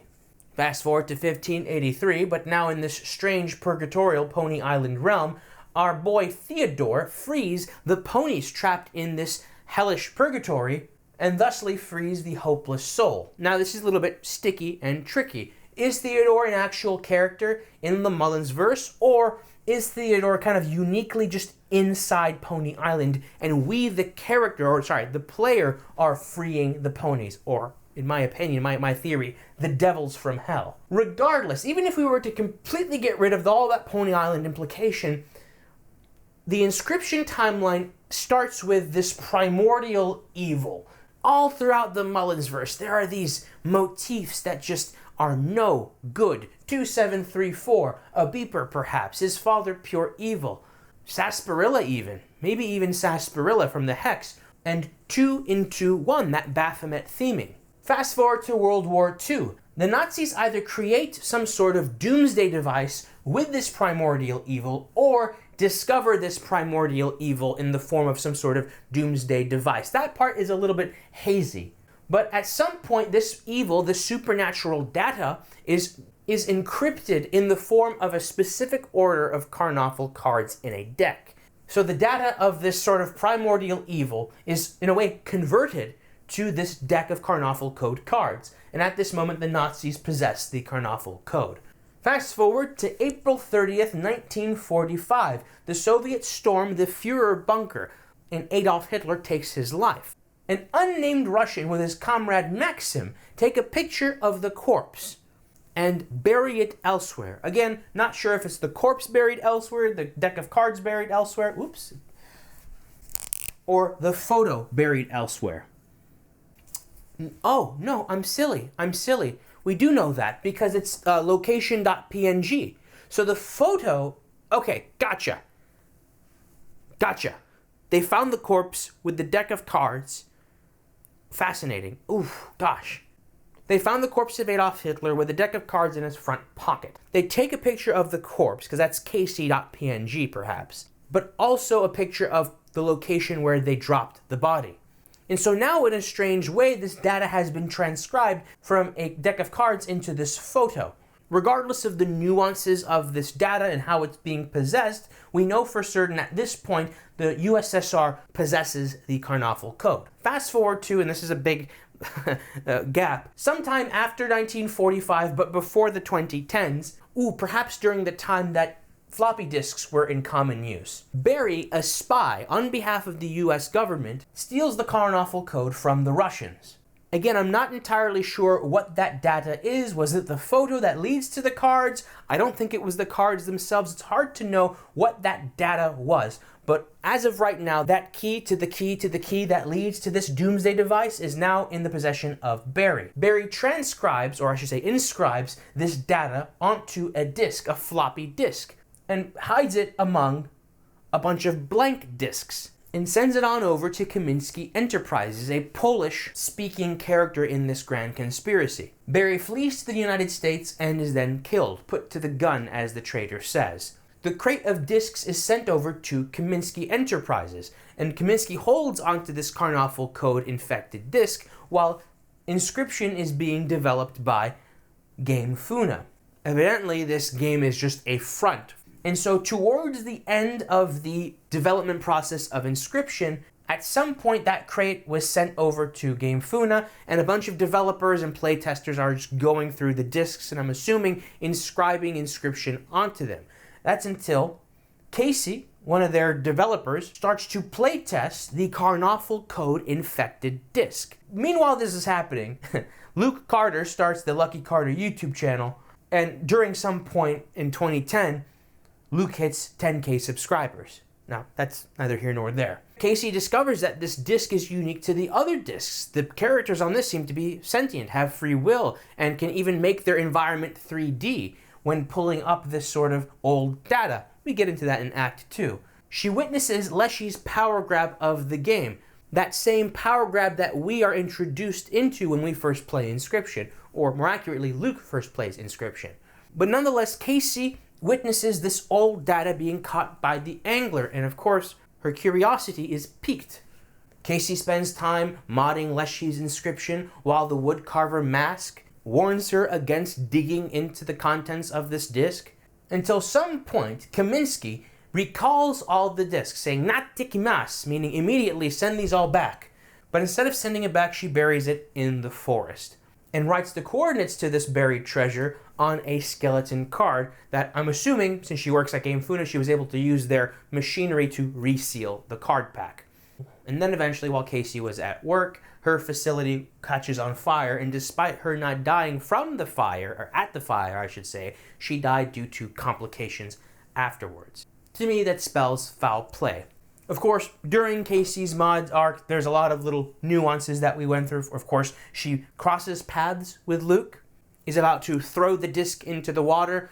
Aside from the Kaycee's mod arc, there's also, of course, Lionel Snill's releases that take place sometime between the 2000s and the 2010s. But eventually, somewhere within this mix, Lionel Snill gets killed as well. But for the most part, this is from the beginning of time, or before the time, up until the 2010s, the events of the Mullinsverse, all leading up to October 2021, the events of the game we play, Inscryption. October 2nd, 2001. Luke Carter purchases the tampered cards from Kaycee's mother at a garage sale and finds himself opening them, commenting on the coordinates written on the skeleton card. October 3rd, Luke Carter follows the coordinates and finds the Karnaffal-coded copy of Inscryption and later places an order for a floppy disk reader. October 10th, Luke loads up Inscryption for the first time, starting where Kaycee previously left off, with the stoat in the deck. October 11th makes up the events of Act 1. Luke plays Leshy's Inscryption, finds the stink bug and stunted wolf. October 12th, Luke continues to play Leshy's Inscryption, but also sends an email inquiring about the floppy disk to GameFuna. October 13th, Luke beats Leshy's Inscryption and uses the new game button to reset the game, starting Act 2, the original Inscryption. Luke also makes a video asking his fans if any remember an Inscryption video game ever being released. He also mentions the Carnoffel Code for the first time. Of these two events, it's unclear which one happens first. October 14th, Luke continues to play through the original Inscryption and gets an email from DaBigKahuna asking him to return the property or else it will be considered stolen. At some point during this playthrough, Luke had to have helped the mycologist discover a bit of old data, gaining an Act 3 key. Also at some point, Luke had to have promised to swear loyalty or service to the Bone Lord, gaining another Act 3 key, as well as 2 boons to help him beat Act 2. These next events take place on October 16th, but it's unclear as to what order these are in. Luke beats the original Inscryption and witnesses the Dredger fish up some old data. Poe uses it to initiate his power grab, starting Act 3. Luke gets a visit from Amanda, who claims to represent DaBigKahuna, inquiring about the disc he mentions in his email to DaBigKahuna.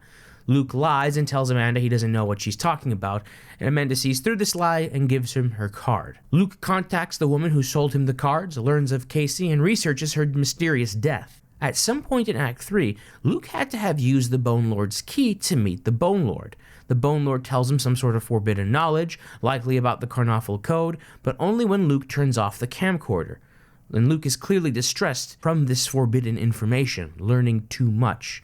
At some point in Act 3, Luke had to have used the mycologist's key to meet the mycologist. Luke wins the boss fight and assists in discovering another piece of the Carnoffel Code, or at least the old data. As a reward, Luke gets a mycobot to help him beat Act 3. I believe it was at this point Luke's interest had been amply piqued. We see footage of him researching the game of Carnoffel. How he learned about the relevancy of Carnoffel is unknown, since characters are unable to say it. Those that do attempt to say it get removed or redacted. Maybe they did say it, but the footage we play through has redacted this dialogue. Not sure. October 17th. At midnight, Luke wakes up from a home intruder. It's unknown if a confrontation takes place. Although the date is unmarked, it's around this part of the found footage segment we see that Luke has found a sticky note that was left for him, giving him the first cipher. On that same day, we see Luke trying to record an episode of his YouTube show, but he gives up. He seems drained or bothered. Again, this one isn't labeled, but I assume it takes place around the same time. We see Luke going crazy, cackling while dropping dice onto his scales, and for the first time we see Sato's eye appear over his head. On this same day, Luke beats Poe's Inscryption, but before Poe could upload the game, Leshy rips off Poe's head. And before Luke can press the new save button, Gamora uses the Archivist's hard drive access to delete the contents of the floppy disk. Luke proceeds to say goodbye to each scribe as they get deleted, until all that's left is the old data, and the forbidden knowledge that lies within it. Luke clicks on it, is deeply distressed by this knowledge, and in a craze, or perhaps for the good of mankind, Luke destroys the floppy disk with a hammer. While the floppy disk is destroyed, the footage still remains, and perhaps because of the supernatural element of the Carnoffel Code, Poe is able to continue the Great Transcendence, but instead of uploading the contents of the floppy disk, Poe uploads some sort of hybrid of whatever was uploaded before interruption and whatever was recorded. Or perhaps uploads a game solely built off of what was recorded. Of course, this coincides with October 19th being the release date of this game. Because of the use of those hammer sound effects in the beginning of this clip, I placed this Great Transcendence after Luke's freakout, but before him getting killed. These next events can take place anytime shortly after the game's release. Luke attempts to whistleblow DaBigKahuna's malpractice to a journalist, but does not mention the distressing data or knowledge that lies within it. Luke answers the door and, in my opinion, tries to inscribe Amanda onto some cards. Whether this is a legitimate ability he has, or is completely out of delusion, is unknown.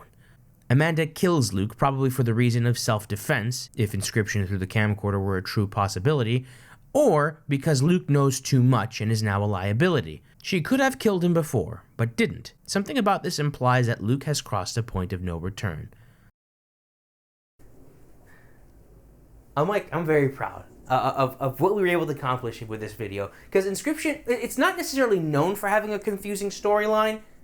No, I take that back. It is a pretty confusing storyline, at least with the floppy disk debacle, the flabacle.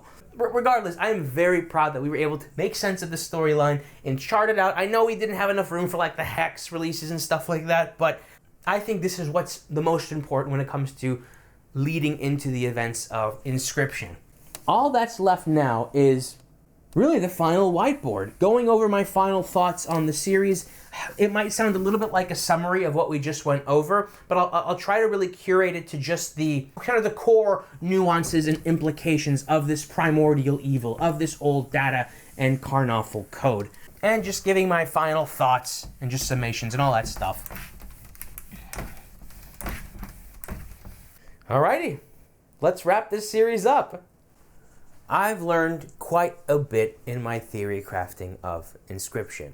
One of the major things that I think I'm going to carry with me throughout my entire YouTube career, crazy to even say those words out loud, is the idea that many times confusion comes from a faulty presupposition. Let me explain with examples. My previous confusion surrounding the timeline of Inscryption was all entirely hinged on the fact that Inscryption was developed on a floppy disk. But why is that confusing? Well, that is because I erroneously presupposed that DaBigKahuna ever intended on releasing Inscryption in the first place. When you realize that, well, then this whole floppy disk debacle really is nothing. Here's another faulty presupposition that I was so married to since the beginning, and it's only until now I'm realizing like it was just such a silly thing to get married to. It's the idea that those 4 death cards in Act 1, those pre-loaded in death cards, Kaycee, Kaminsky, Reginald, and Louis, somehow subtly indicate that all of these characters are dead in real life, or I should say in the Mullinsverse outside of the disc. But that's silly. Nothing indicates that there's some sort of narrative poetry going on there. Who owned the disc before Luke? Kaycee. So naturally those death cards came from Kaycee having lost the games at least 4 times. She named a death card after herself, one after that overbearing Kaminsky, one after her boss Louis, and one after either Barry Reginald Wilkerson or maybe the video game character Root Beer Reggie. That's so much simpler and far easier to wrap my head around. Sometimes not everything is just some weird symbolic poetry in motion. And so, even though Barry and Kaycee are confirmed to be dead, just because these death cards of Kaminsky and Louis exist doesn't mean that they have to be dead in the Mullinsverse. They could still very well be alive and well. And now, here is my final rundown of the larger story of Inscryption. We went through the timeline very recently, and there might be a little bit of repetition here, but I'm going to be making some corrections. I'm going to be positing some questions. So let's go ahead and start. The Karnoffel code was originally a set of data, made up of a specific order of Karnoffel cards in a Karnoffel deck. Said code is meant to arm a doomsday device underneath Berlin, meant to either blow up half of Europe or end the world. Perhaps this was supposed to act as a sort of dead man's switch or last resort to the bitterly defeated Nazi party. Evidently, this Karnoffel code is heavily affected by supernatural data. And so I must ask, was the devil, Louis Nathis, or just Satan himself involved in the creation of this deck of cards? It's tempting. The devil is evil, ending the world is evil, so naturally the devil wants to end the world. But remember, this is called the Karnoffel code. Remember the Karnarfell, the jack, the hammer that breaks both kings, popes, and in addition, the devil, represents a trump card. And so I would wager that the devil, if Louis Nathis is the devil, is having a blast, reigning over his own digital domain, making video games, mimicking God's creation. Once the world ends, there are no more souls, digital or otherwise, to reap.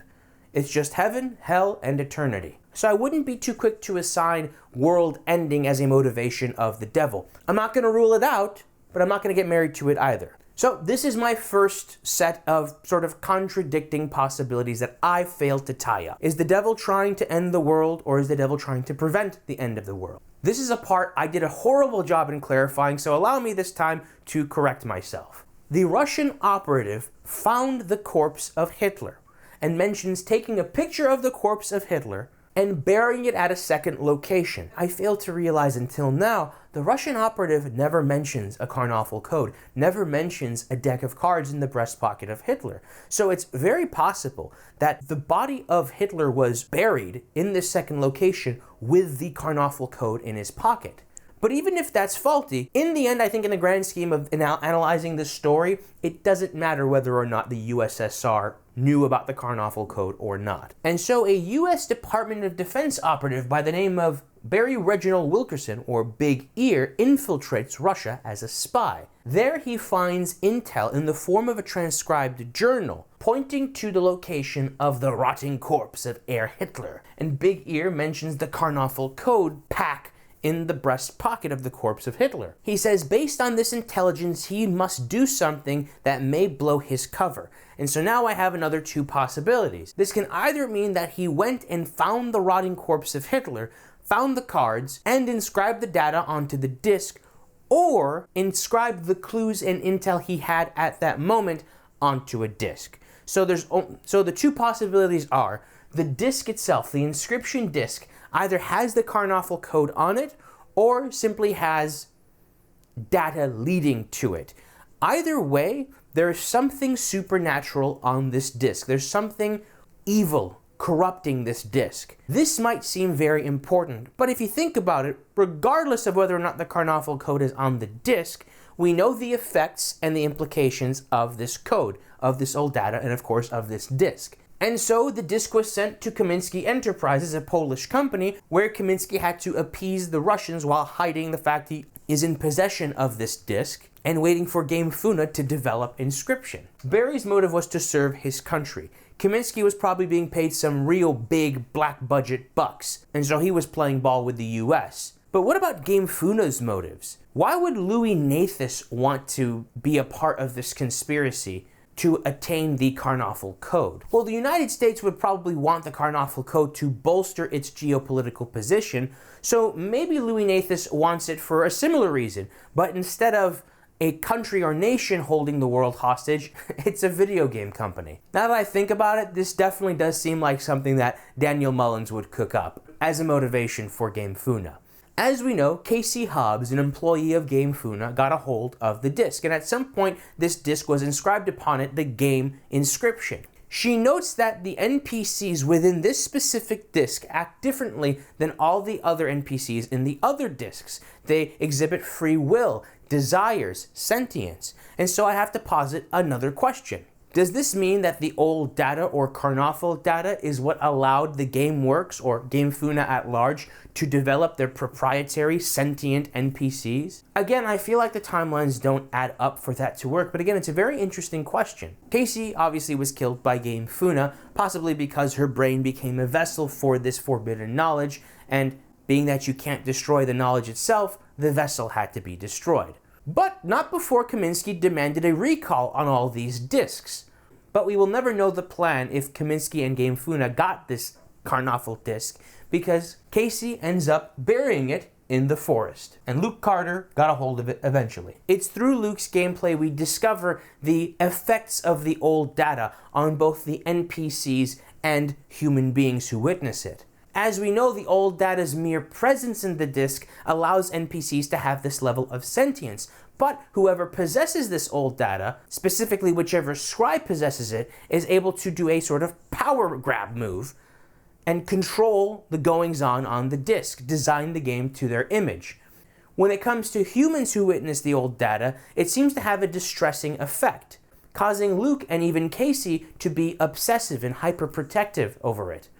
And at some point, Luke just straight up freaks out over it, ultimately learning too much. And because Luke learned too much, Amanda had to kill him, on behalf of GameFuna, but not before Luke ultimately destroys the floppy disk with a hammer. The Karnoffel to destroy the Karnoffel. And now at this point, thankfully there are no vessels, either living or machine, that contain this Karnoffel code or data leading to it in full. The only slight exception is the camcorder, the footage that makes up Luke's inscription. Then, of course, is the Great Transcendence, Poe's Great Transcendence. It ultimately succeeded, but instead of the data on the disk being uploaded, it was the footage of Luke's camcorder. And perhaps as a mercy, Poe redacted all the harmful material and information from the old data. Maybe in Act 2, Magnificus did, in fact, inform Luke of the Karnoffel code, but Poe removed that part from the footage, and thus the game we play. But that's floppy. And that's also all I've got. I could keep talking, but ultimately anything and everything I will say will be some rearrangement of something I've said in these past, not just 3 videos, I mean 5 videos, all the way from Pony Island. I've got stuff written down here, but I'd rather just be off the cuff with this. Some of you are very loving of the stuff I've done, the videos I've made, and I do very much appreciate it. And you know, I do appreciate that I could just be up here, you know, reading out of a phone book and you guys would enjoy it. And so what I'm about to say, I know people are going to disagree with, and trust me, I'm not trying to fish for any reassurance. This is going to sound very hyperbolic. I think I might have failed in my attempt to explore and thoroughly explain Inscryption. It's too much for merely one man, one severely flawed man, to take on, which is why it required a team, a Discord full of brilliant gamers and hackers and asset studio users to even just aggregate, piece together the image. And just me, some dude, who's gonna make sense of it somehow. Even though I think I fail, I still am as proud as I have ever been when it comes to completing a project. Because this project didn't start with exploring Inscryption Act 1. This project started with my very first exploration and analysis of Pony Island. Since then, it's been an absolute Mullins mania. And to be honest with you, I'll give myself this. Given how large the breadth of this whole series has been, I think I did as best a job as I could, and I am very proud and impressed with myself, but ultimately I think I could have done a lot better. So even if I didn't add anything new to the conversation surrounding Inscryption or Daniel Mullins games at large, I'm happy to have at least entertained all of you. Season 2 is coming to a close, and like with the tradition of Season 1, the finale is going to be something a bit more personal, lightweight, and not as algorithmically successful, I might add. But as Season 2 comes to an end, it is certainly not the end of this channel. It's only the beginning. I've got some really cool stuff planned for this next season. It really might just be like the endless season. I think I'm just going to do away with the concept of seasons. This has just been the trial run, the introductory run. Season 1, Season 2, and now, blah, peacock. But only time will tell where things will go. In the meantime, ma salama, suda sutun, hasta luego, I'll see you soon.